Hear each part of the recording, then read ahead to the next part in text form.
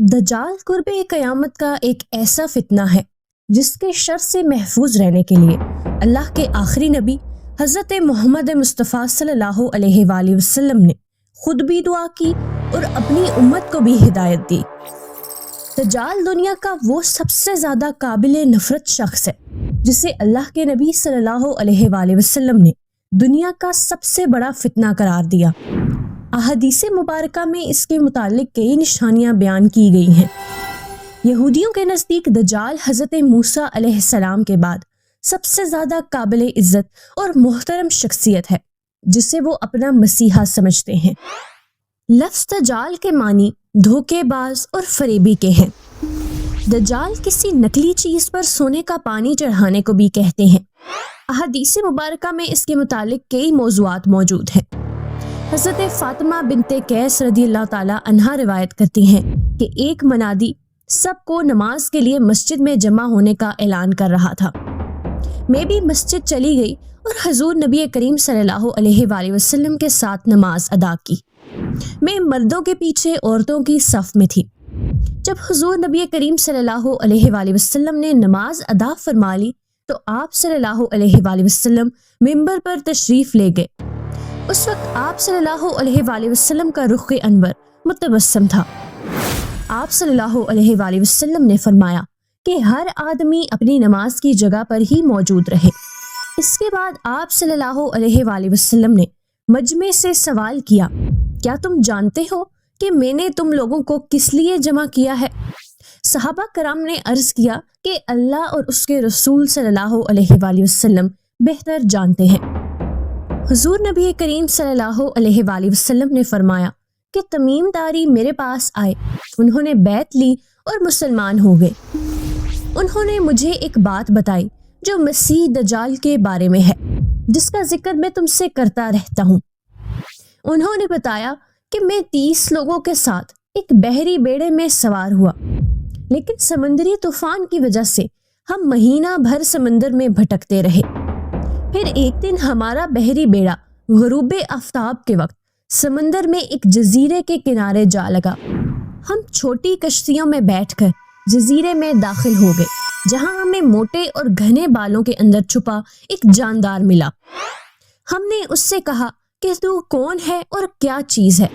اس نے کہا کہ میں جساسہ ہوں۔ ہم نے کہا کہ جساسہ کیا ہے؟ اس نے کہا کہ تم لوگ راہبوں کی عمارت میں موجود اس شخص کی طرف چلو جو تمہاری خبروں کا سخت مشتاق ہے۔ جب اس نے ایک شخص کا نام لیا تو ہمیں کچھ خوف محسوس ہوا کہ یہ جساسہ کہیں کوئی شیطان تو نہیں۔ اب ہم تیزی سے چلتے ہوئے اس عمارت کے پاس پہنچے اور اس میں داخل ہوئے۔ وہاں ہم نے بہت زیادہ عجیب انسان دیکھا۔ اس کے دونوں ہاتھ گردن کے ساتھ بندھے ہوئے تھے اور گھٹنوں سے لے کر ٹخنوں تک کا حصہ لوہے کی زنجیروں کے ساتھ جکڑا ہوا تھا۔ ہم نے کہا تیرا برا ہو، تو کون ہے؟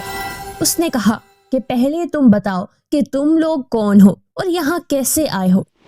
حضرت تمیم داری رضی اللہ تعالیٰ عنہ نے ان کو جواب دیا کہ ہم عرب لوگ ہیں، ہمارا بحری بیڑا سمندری طوفان کی زد میں آ گیا، ہم 1 مہینے تک بھٹکتے رہے، پھر ہم تمہارے جزیرے کے کنارے سے جا لگے۔ جزیرے کے اندر ہمیں موٹے اور گھنے بالوں والا ایک جاندار جساسہ ملا، وہ ہمیں تمہارے پاس لے آیا، حالانکہ ہمیں اس سے سخت ڈر محسوس ہو رہا تھا کہ کہیں وہ شیطان ہی نہ ہو۔ اس قیدی شخص نے ہم سے سوال کیا کہ کیا علاقہ بیسان کے کھجوروں کے درخت پھل دیتے ہیں؟ ہم نے کہا ہاں دیتے ہیں۔ اس نے کہا کہ وہ وقت قریب ہے جب وہ درخت پھل نہیں دیں گے۔ پھر اس نے کہا کہ مجھے بحیرہ طبریہ کے بارے میں بتاؤ، کیا اس میں پانی ہے؟ جواب دیا کہ اس میں تو بہت پانی ہے۔ تو اس نے کہا کہ قریب ہے کہ اس کا پانی غائب ہو جائے گا۔ پھر اس نے کہا کہ مجھے زغر کے چشمے کے بارے میں بتاؤ کہ کیا چشمے میں پانی ہے اور کیا وہاں کے باشندے اس پانی سے کھیتی باڑی کرتے ہیں؟ ہم نے کہا ہاں، اس میں تو بہت پانی ہے اور وہاں کے باشندے اسی پانی سے کھیتی باڑی کرتے ہیں۔ اس نے کہا کہ مجھے اہل عرب کے نبی کے بارے میں بھی بتاؤ۔ ہم نے کہا کہ وہ مکہ سے ہجرت کر کے مدینہ میں سکونت پذیر ہو گئے ہیں۔ اس نے کہا کہ کیا اہل عرب نے ان کے ساتھ جنگیں لڑی؟ ہم نے کہا ہاں۔ اس نے کہا تو اس نبی صلی اللہ علیہ وآلہ وسلم نے ان کے ساتھ کیا کیا؟ ہم نے بتایا کہ وہ اپنے ارد گرد کے عرب علاقوں پر غالب آ گئے ہیں اور انہوں نے آپ صلی اللہ علیہ وآلہ وسلم کی اطاعت اختیار کر لی ہے۔ اس نے کہا کہ یہ بات ان کے لیے بہتر ہے کہ وہ نبی صلی اللہ علیہ وآلہ وسلم کی اطاعت کریں، اور اب میں تمہیں اپنے بارے میں بتاتا ہوں۔ میں ہی مسیح دجال ہوں۔ وہ زمانہ قریب ہے کہ جب مجھے نکلنے کی اجازت مل جائے گی، میں نکل کر زمین میں ہر جگہ جاؤں گا اور 40 راتوں کے اندر اندر پوری دنیا گھوموں گا، کسی جگہ کو نہیں چھوڑوں گا سوائے مکہ اور مدینہ کے۔ وہاں جانا میرے لیے حرام ہے۔ میں جب بھی ان 2 شہروں میں جانے کی کوشش کروں گا تو فرشتے ہاتھوں میں تلوار لیے میرے سامنے آ جائیں گے۔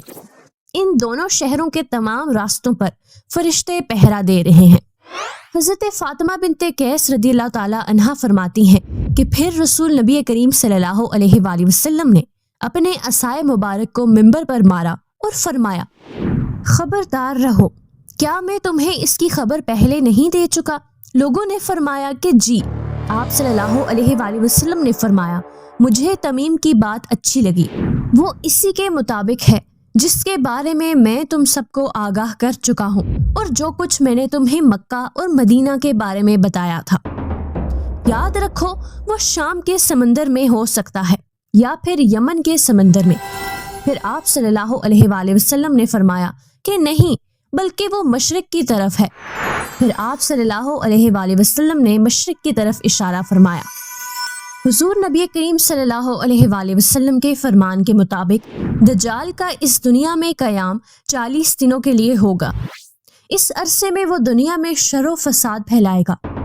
وہ بادلوں کو اشارہ کرے گا تو بارش شروع ہو جائے گی، وہ فصلوں کو اشارہ کرے گا تو وہ بے تحاشا اناج دیں گی۔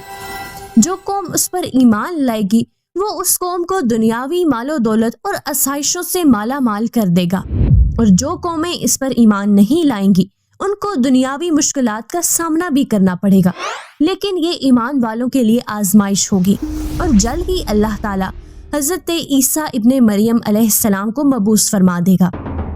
وہ دمشق کی جامع مسجد کے مینار پر 2 فرشتوں کے کندھوں پر ہاتھ رکھے ہوئے اتریں گے۔ حضرت عیسیٰ ابن مریم علیہ السلام دجال کو تلاش کر کے لدھ کے مقام پر پکڑ کر قتل کر دیں گے۔ پھر آپ علیہ السلام لوگوں کے پاس تشریف لائیں گے اور بطور شفقت ان کے چہروں پر ہاتھ پھیریں گے اور انہیں جنت میں اعلیٰ درجات کی خوشخبری سنائیں گے۔